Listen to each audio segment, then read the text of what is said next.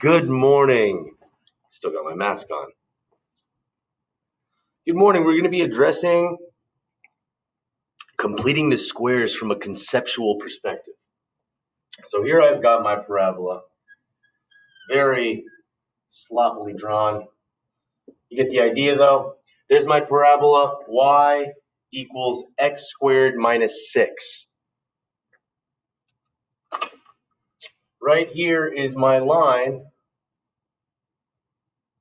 y equals 3. It's a flat line. Again, poorly drawn, but you guys get the concept. So there is my y equals 3. If I were to set these equal to each other in a system of equations, it would look like this. Y equals x squared minus 6, y equals 3, and then I wouldn't even need this anymore. I would just use the substitution method. Y is equal to 3, so I'm going to put 3 equal to x squared minus 6, and then simplify and solve. Well, that concept is the same in completing the squares. I'm just going to finish this off. You guys can clearly see, hopefully I drew them clear enough, these are the two intersection points. When it comes to completing the square, why don't we go ahead and solve these first? So I'm just going to flip these around because 3 is equal to x squared minus 6. X squared minus 6 is equal to 3. So I can just flip those around. X squared minus 6 equals 3. I'll do my completing the squared method, plus 6 to both sides. So that'll get me x squared equals 9. And you guys are like, oh, I know what it is. It's 3 and negative 3. Yeah, but let's pretend we don't know that. And let's finish the completing the squares method. Okay, so for completing the squares, we have to take our b, which in this case, if our standard quadratic is in the form ax squared plus bx plus c, where a, b, and c are some known values. In this case, we know that our b is 0 because there's no x. So we had to not have to eliminate it, you need a 0. So where b is 0, divide that by 2. 0 divided by any number is 0. You square it. 0 times itself, just as it is with any number, is 0. So I would then add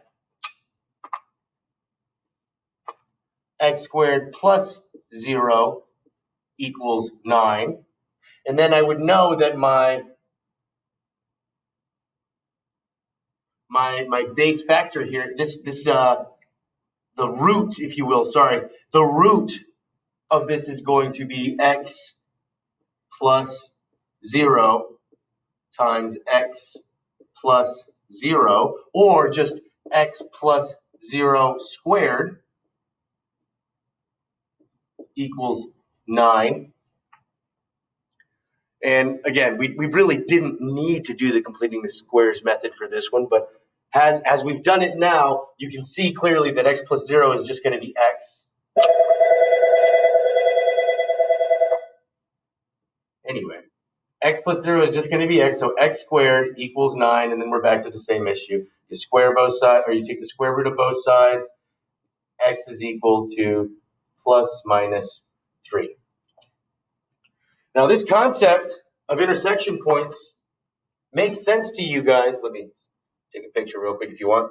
This concept of intersection points makes sense to you guys now, perhaps, but usually when we're approached with any quadratic intersecting some line, we forget what we're talking about. Like when we're talking about this quadratic, oh, I'm already in blue. Let me do a green one.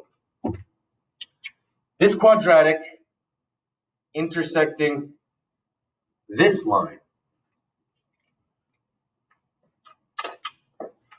We just talk about it in terms of x squared minus 6 is equal to 0. We set it equal to 0, then we find the factors, or what else? We complete the square. What I'm going to be showing you today, we use the quadratic formula, but we solve for x. In this case, we can do so just by manipulating this with just a couple of algebraic manipulations. But we solve for x.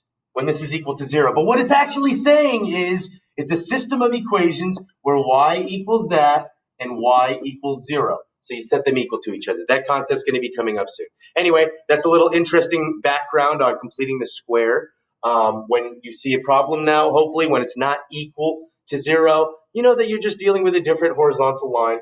Horizontal lines are easy enough to deal with and shift away just by adding and subtracting to both sides, by which I mean if you had a different polynomial, x squared minus 6x plus 7, you might is equal to, I don't know, -3.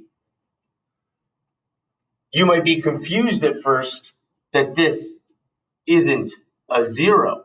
What? At least you used to be. Now, when you see this as equals -3, you know what you're working with, and more importantly, algebraically, we know how to manipulate it so that it won't bother us anymore. And then we move on. Just looking at it, this is not going to have any solutions in the real, so you would need complex numbers to solve it. But I'm not here to solve that. We're not getting back into complex just yet. For now, just the completing the squares lecture. Cheers.